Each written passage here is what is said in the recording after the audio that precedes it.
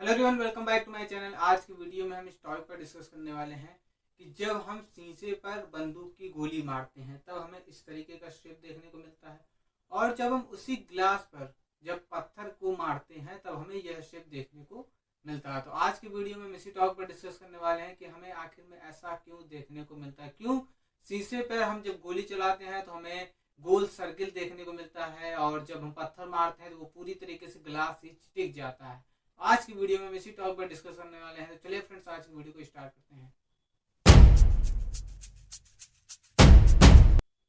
तो फ्रेंड्स, इस चीज को जानने के लिए आपको कुछ चीजें मालूम रहनी चाहिए, जैसे मोशन गति क्या होती है, बल क्या होता है, न्यूटन का फर्स्ट लॉ क्या होता है, और बहुत सी चीजें आपको मालूम रहनी चाहिए। यानी कुल मिलाकर आपको जब आप क्लास 9 और 10 पास कर लेंगे आपको इतनी इन्फॉर्मेशन हो जाएगी कि इन चीजों को समझ सकें आप, या फिर वैसे भी अगर आप जानते हैं नॉर्मल लाइफ में भी फोर्स क्या होता है तब भी आप इस चीज को आसानी से समझ सकते हैं। तो फ्रेंड्स, सबसे पहले हम बात करते हैं कि बंदूक जब हम चलाते हैं शीशे पर, मान लीजिए सपोज दैट कि खिड़की पर आपकी ग्लास लगा हुआ है और हम जब बंदूक चलाते हैं तब क्या होता है कि वो बंदूक की गोली जो होती है उस शीशे के आर पार निकल जाती है। ऐसा होता क्यों है?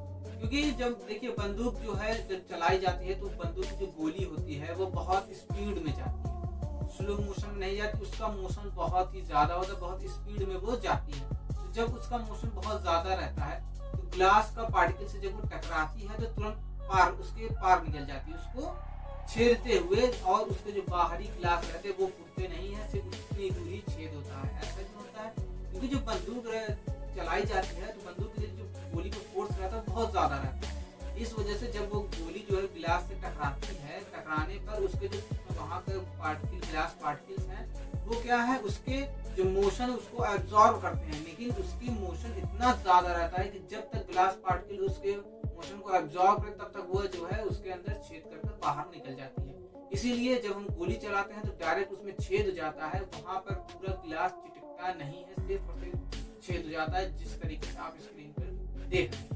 अब इसी की जगह पर हम जब पत्थर को मारते हैं तो पत्थर तो हमने अपने हाथों से उठाया, या फिर मान लीजिए किसी भी इंस्ट्रूमेंट से आप पत्थर को चला रहे हैं, तो पत्थर को जब आपने मारा तो आपने उतना फोर्स नहीं लगाया जितना फोर्स चाहिए कि उस ग्लास के आर पार हो जाए। यानी बंदूक का जो गोली चली जितना फोर्स उतना था, आप जब पत्थर फेंकेंगे तब वो उतना फोर्स नहीं रहेगा। इसीलिए जब आप पत्थर मारते हैं तो ग्लास के पार्टिकल पर पत्थर जब पड़ता है तो क्या होता है कि वहां पे जो पार्टिकल्स रहते हैं वे पत्थर के मोशन को एब्जॉर्ब करते हैं, और चूंकि फोर्स आपने उतनी स्पीड से नहीं लगाया है, उसमें टाइम ज्यादा लग रहा है। इसलिए क्या है कि जब तक जो है वो पत्थर आपको ग्लास के पार्टिकल को छेद कर दूसरी पार निकले तब तक उसके सारे मोशन को ग्लास पार्टिकल एब्जॉर्ब कर लेते हैं, और वो भी पत्थर के साथ मोशन में आ जाते हैं। इसीलिए जब हम पत्थर को मारते हैं तो ग्लास में छेद नहीं होता बल्कि पूरा ही कांच हमारा फूट जाता है। यहाँ पर भी वही न्यूटन का फर्स्ट लॉ वर्क करता है।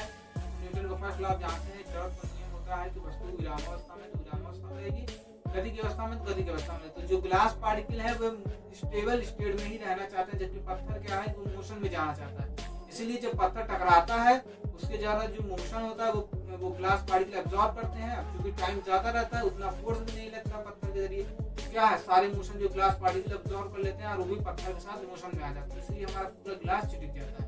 लेकिन बंदूक की जो गोली चलती है, गोली में क्या है स्पीड बहुत ज्यादा रहती है, जब तक ग्लास पार्टिकल उसकी स्पीड को एब्जॉर्ब करते हैं तब तक वो जो है आर पार होकर निकल जाती है। यानी कुल मिलाकर है कि जब कोई भी अगर पार्टिकल पर आप बहुत ज्यादा फोर्स लगा रहे हैं तब वो उस मोशन को एब्जॉर्ब नहीं कर पाएगा और आप उस चीज के आर पार चले जाएंगे। जैसे लाइट की बात की जाए, लाइट आप किसी चीज पर मारते हैं तो डायरेक्ट आर से पार निकल जाती है, वह चीज जो ट्रांसपेरेंट होती है। तो क्या है, क्योंकि लाइट की स्पीड 3 × 10⁸ मीटर पर सेकंड होती है, बहुत ज्यादा होती है। यूनिवर्स में सबसे ज्यादा स्पीड जो होती है वो लाइट की होती है, इसलिए लाइट में हमें ज्यादा चीज देखने को मिलती है। लाइट में बहुत ज्यादा फिनोमेना होते हैं जिन्हें हम लाइफ में देखते हैं, लेकिन हम उसे ऑब्जर्व नहीं करते क्योंकि हम उस बारे में जानते नहीं है।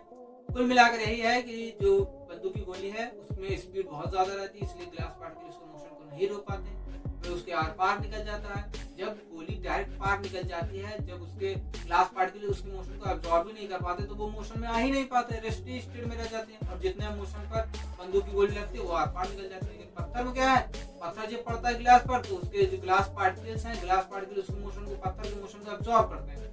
अब चूंकि पत्थर उतनी फोर्स से नहीं फेंका गया है, ज्यादा टाइम भी लग रहा है, इसलिए क्या है गिलास के जो पार्टिकल वो भी मोशन में आ जाते हैं और पत्थर पानी में पूरा ही गिलास हमारा टिक जाता है और टूट जाता है। तो आई होप फ्रेंड्स आज की वीडियो में आप इस चीज को समझ गए होंगे। चलिए अब मिलते हैं आपसे जल्दी नेक्स्ट वीडियो में और दूसरे इंटरेस्टिंग टॉपिक के साथ।